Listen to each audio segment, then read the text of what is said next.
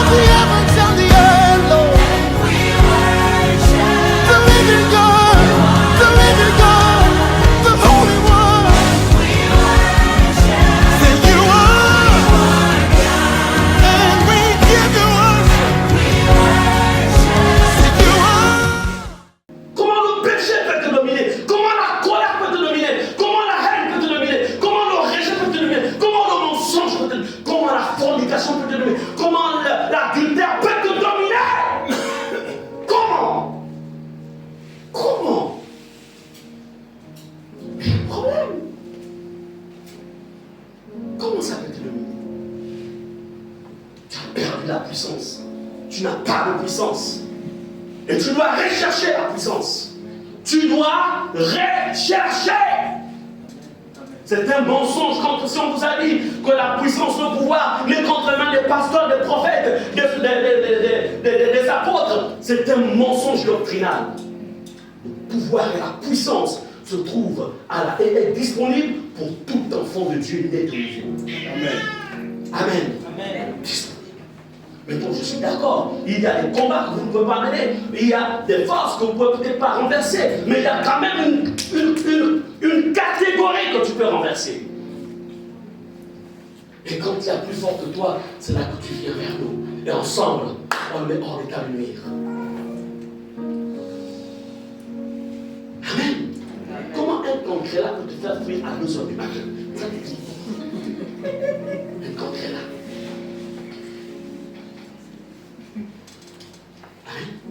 Comment une souris peut venir te gratter l'orteil? Tu dors, il te gratte, il souffle. Et le matin, il a gratté, il a bien mangé. La souris, elle ne peut pas dire que le corps, là, c'est le corps qui est dans lequel le Saint-Esprit habite.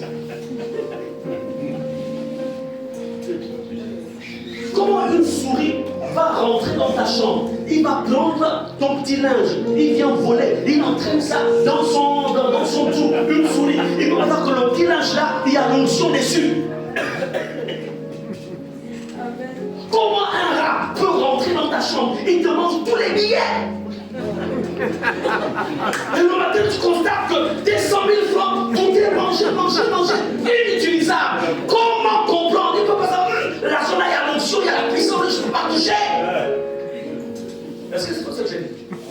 Il n'y a pas des souris qui mangent l'argent des gens. Quand c'est comme ça, tu dois te révolter. Amen. C'est vrai que tu vas prendre le racine pour Dieu, toutes les rats de la maison, mais ce n'est pas la solution. Si ces rats-là sont envoyés, d'autres vont revenir. Mais si je ne sortirai pas de cette chambre, tant que je ne suis pas revêtu, amen. Tant que je n'ai pas compris par quel chemin ils sont passés, quelle est la porte que j'ai laissée ouverte. Sommes ensemble. Juge chapitre 16, verset 19, nous dit, elle l'endormit.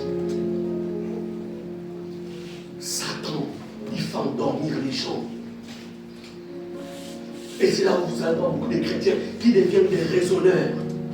Ils ne règlent les problèmes que sur le plan naturel. Ils voient seulement le côté scientifique de la chose. Ils ne peuvent pas avoir le côté spirituel. Et ils essaient de tout régler que sur le plan scientifique, le plan naturel. Et ça ne règle pas le problème. Il doit y avoir en fait des choses à se faire de deux côtés. Amen. Amen. Spirituel.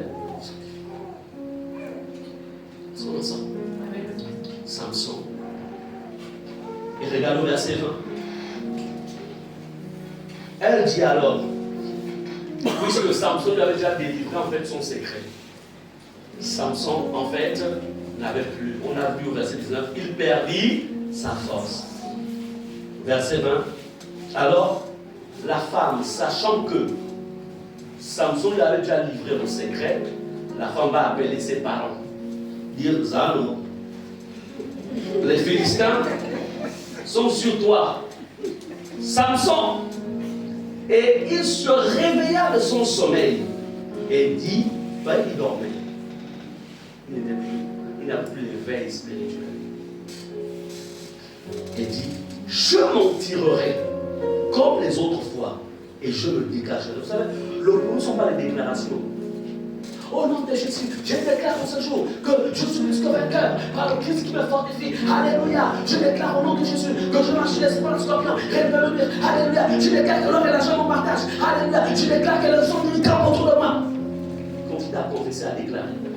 Mais si tes déclarations ne s'appuient pas sur, en fait, le socle de la sainteté de Dieu, sur le socle de ta fidélité à l'alliance que tu as avec Dieu, tes déclarations et tes proclamations nulles et sans effet. C'est de la lettre. Et c'est comme ça que Samson dit, je me dégagerai. Il ne savait pas que l'Éternel s'était retiré. Notre force, notre succès, même la beauté que tu as là, c'est soutenu par le Saint-Esprit. Commence. Quand j'étais encore plus jeune, je voyais seulement ça tournait là. Et du coup, c'est l'onction, c'est mon onction que vous suivez. Si seulement je commets l'erreur là, vous allez tous partir parce que j'aurais perdu ma force. Et puis, je vais devenir en fait une cymbale retentissante. Il dit Satan, prends tes objets. Prends tes objets. Le corps, elle n'appartient qu'à une seule femme. Elle n'était même pas encore dans la vie, mais je la réveille déjà en fait. Je lui donnais une forme. Quand j'étais célibataire, je lui donnais une forme. Ma femme s'est raccommodée. Je lui avais donné une forme. Et quand je l'avais utilisé ça, c'est celle qui est chère et ma chère. Il faut donner l'information que tu veux avoir. Donc, nous comprenons ceci. Il y a un éclat que vous avez, qui est en fait la conséquence de votre communion avec le Seigneur. Mais si tu penses que c'est parce que tu es belle, tu es mignon, c'est là où tu vas perdre. Est-ce qu'on est ensemble? Il y a un éclat divin. Dieu donne de l'éclat. C'est ce qu'on dit, le péché rend vilain. Le péché arrive, ça rend vilaine.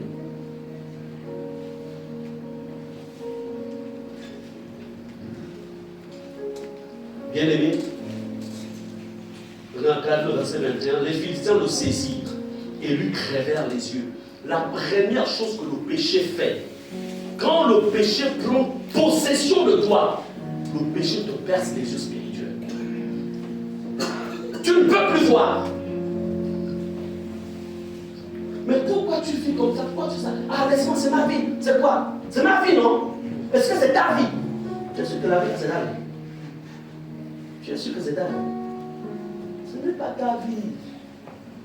C'est pas ta vie. Si c'était ta vie, tu connaîtrais le jour de ta mort. Si c'était ta vie, tu contrôlerais tout. Ce n'est pas notre vie. Amen. Amen. Ouais, mais le péché te fait croire que c'est ta vie. Le péché te fait croire que c'est ta vie. Ce n'est pas ta vie. C'est la vie de Dieu qui t'a été empruntée. Et tu dois bien l'entretenir.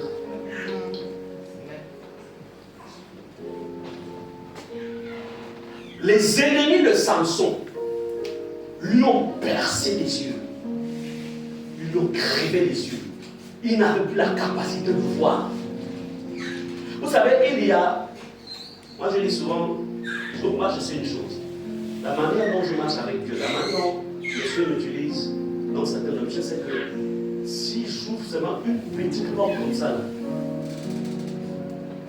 moi ce n'est même pas les yeux qui vont m'empêcher en fait. Ce ne sont pas les yeux. Hein?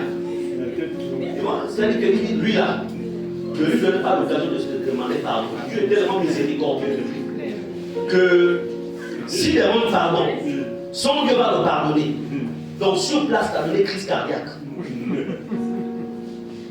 Le diable sait.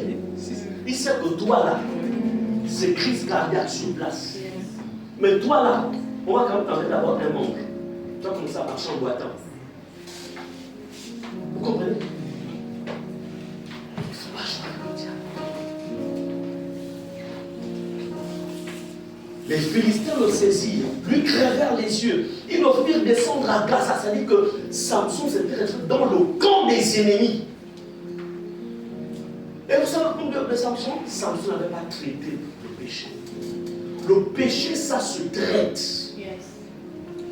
Quand tu es tombé, il ne faut pas cacher le problème du péché. Samson n'écoutait plus. Comment comprendre qu'un héros comme Samson, il se retrouve dans le camp des personnes qu'il a combattues, le camp des personnes en fait qu'il terrorisait. Il est devenu en fait faible.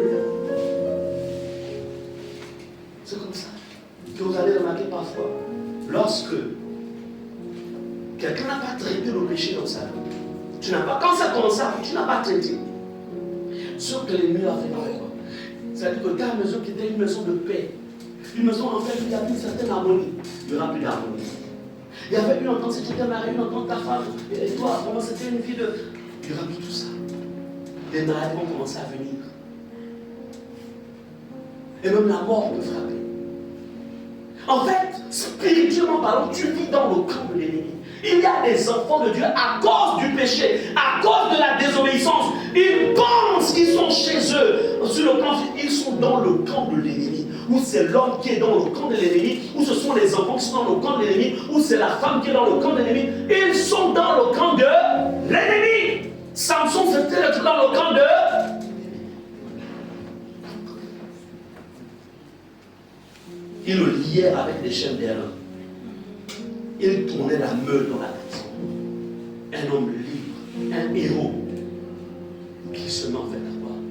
Il devient un esclave. Péché. Le péché rend esclave. Le péché rend esclave. Et si tu es là, donc sache que tu es un esclave. La Bible dit que l'on est esclave de ce qui a triomphé de nous. Si c'est le mensonge, tu es esclave du mensonge. Si c'est la haine, tu es esclave de la haine. Si c'est le manque de pardon, tu es esclave. Tu es esclave. Si c'est l'orgueil, tu es l'esclave du démon d'orgueil. Tu es esclave. Si c'est le vol, tu es esclave du vol. Esclave. Péché.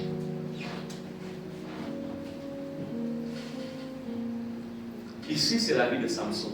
Mais quel est l'état de ta vie? Ta propre vie à toi. Quel est? Où est-ce que tu en es avec le Seigneur? Le péché. Beaucoup de personnes se limitent au fait de juste demander pardon. Mais remarquez qu'il y a beaucoup qui demandent pardon et qui refont toujours la même chose. Ils demandent pardon aujourd'hui.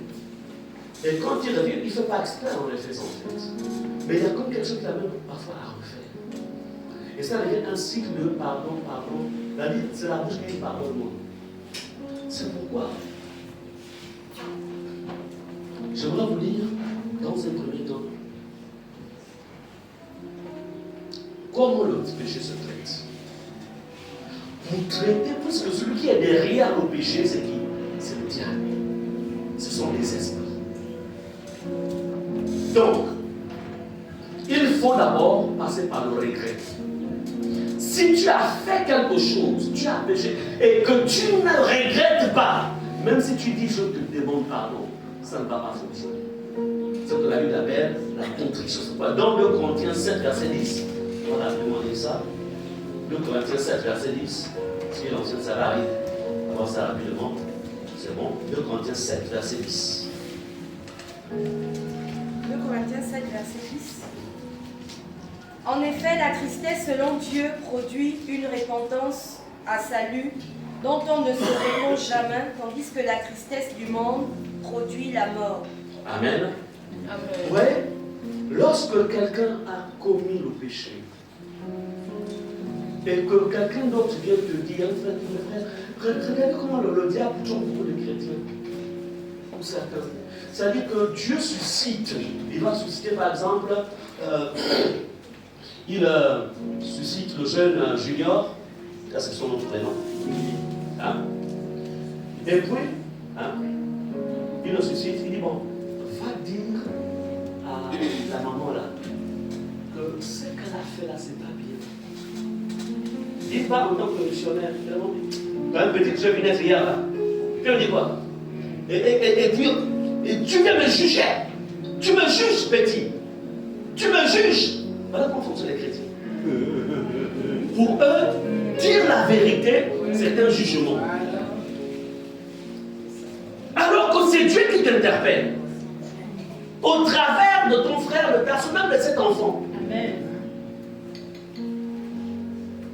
Et ça là, c'est de l'orgueil. Sortez de l'orgueil. Soyez simples comme des colombes. Soyez humbles. L'humilité consiste à accepter ce qui t'est dit, ce qu'on te reproche.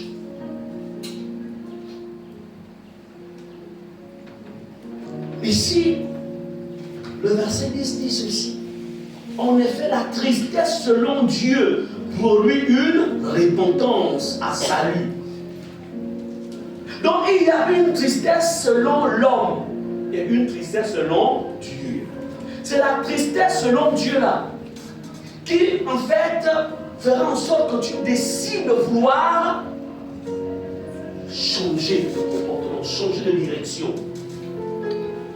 Mais s'il n'y a pas cette tristesse, il y a beaucoup qui se justifient. De toute façon, mais tu sais pourquoi je fais ça? C'est parce que tout simplement, tu m'énerves. Mais c'est toi qui as pris à l'origine, non? Non.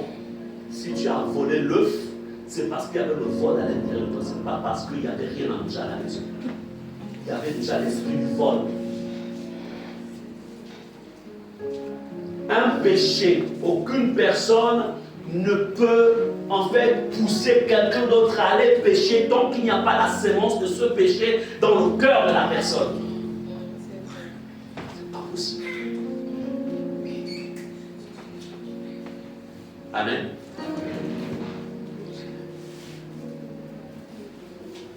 Parce qu'aucun péché ne peut prospérer là où il n'y a pas la sémence même de ce péché.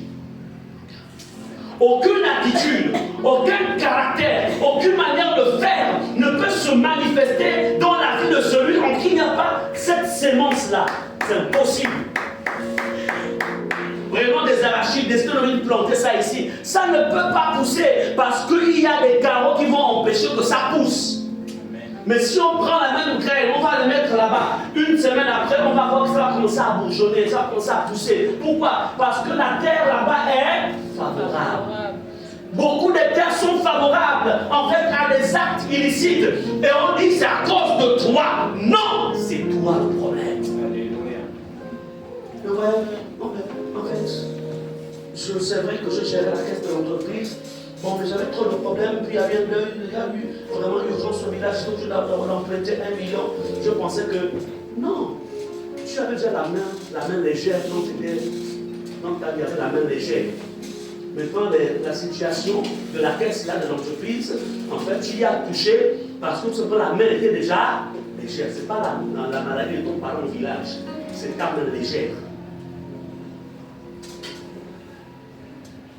Est-ce qu'on ensemble? Amen. C'est pourquoi la première chose, c'est le regret. Seigneur,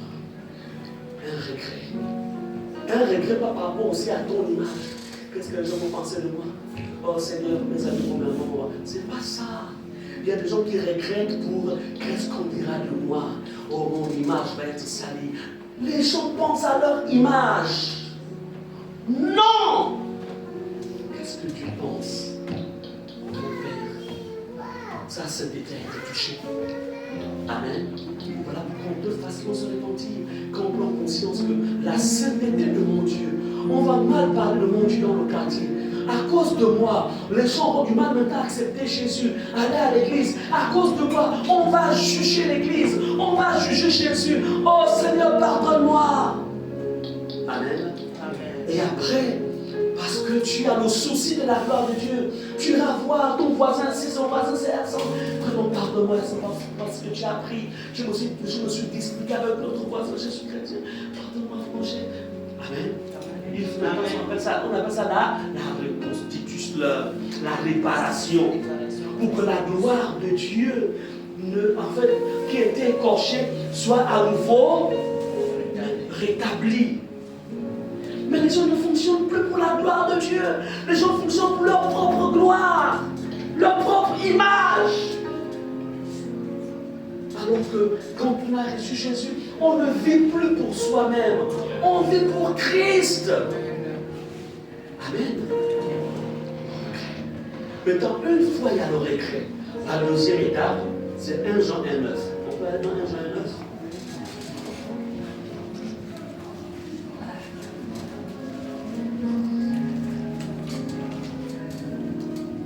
La Bible déclare, si nous confessons nos péchés, il est fidèle et juste pour nous les pardonner et pour nous purifier de toute iniquité. Amen. La deuxième étape, après le regret, vient la confession. Il y a une différence entre confession et information. Il y a beaucoup d'enfants de Dieu qui informent Dieu du péché qu'ils ont commis, mais ils ne confessent pas. Parce que la confession, en fait, est la conséquence du regret. Vous pensez que Dieu ne sait pas que X, Y a péché? Vous pensez? Mais Dieu sait tout. Il sait que tu as péché. Il sait que tu as fait ce qui n'est pas bien. Il sait. Donc, quand il dit, si nous confessons, en fait, dans confession, il y a en fait une dimension, il y a la dimension de changer, en fait, de direction. J'allais à gauche, ce n'est pas la bonne voie. Je confesse parce que j'ai des prédispositions à ne plus prendre ce chemin. Laissons ensemble. Amen. La confession. Donc la confession, ce n'est pas l'information. J'ai volé, j'ai tué, j'ai menti, tout ça, Dieu sait, tu es en train d'informer. Mais c'est sur la base d'un regret. Quand tu t'adresses à Dieu là, tu pleures même. Tu pleures pas parce que tu fais du cinéma, parce que tu es aigri. En fait, tu te sens mal à l'intérieur de toi. Amen. Tu réalises la douleur, la douleur que Dieu ressent. La douleur que ton Père ressent, ton Père céleste. Tu ressens cela en toi. Et quand c'est comme ça, plus jamais. Plus.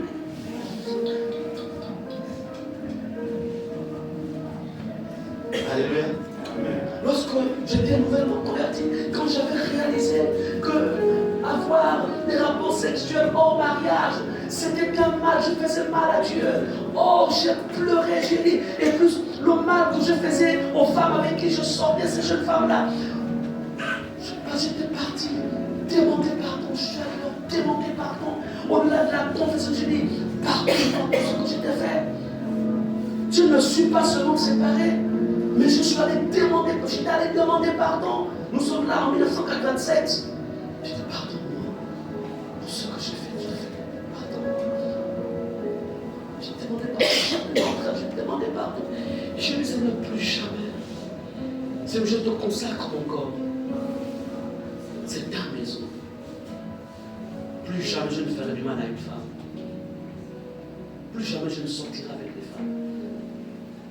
Mais la seule chose que je ferai, j'attendrai ton temps pour me marier. Et la femme que tu me donneras sera heureuse de m'avoir comme époux. Parce qu'aucune femme dans ce garant ne dira cet homme-là, même chrétien, qui m'a connu. J'avais tissé alliance avec mon corps, j'ai dit. Et elle est là, ça fait 26 ans. Et on a bientôt fait dans le 27 ans. Elle est partout. Elle est fière. Amen. Fière d'avoir un homme, en fait, que Dieu a consacré pour sa gloire. Elle aussi la même chose. Je suis fier quand je marche dans Libreville.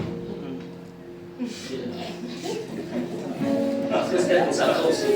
De l'âge de 19 ans jusqu'à l'âge de 30 ans, elle s'est consacrée. Elle a pu connu l'homme. Elle savait que c'était un mal avant qu'elle rencontre Jésus. Mais une fois elle a rencontré Jésus. Il y a des femmes que j'ai récusées. Je le vous, il y a des femmes que j'ai su qu'elles avaient péché en Christ. Barré. Un vrai homme cherche une vraie femme. Amen. moi je suis consacré, je ne suis pas consacré. On va chercher aussi de ceux qui ont chuté aussi dans Christ. Les chutes en Christ, comme vous rencontrez, c'est bien.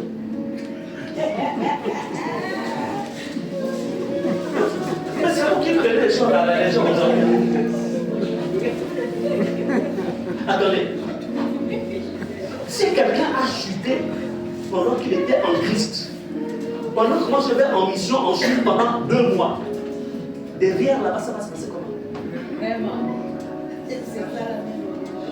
Ça se passe comment derrière?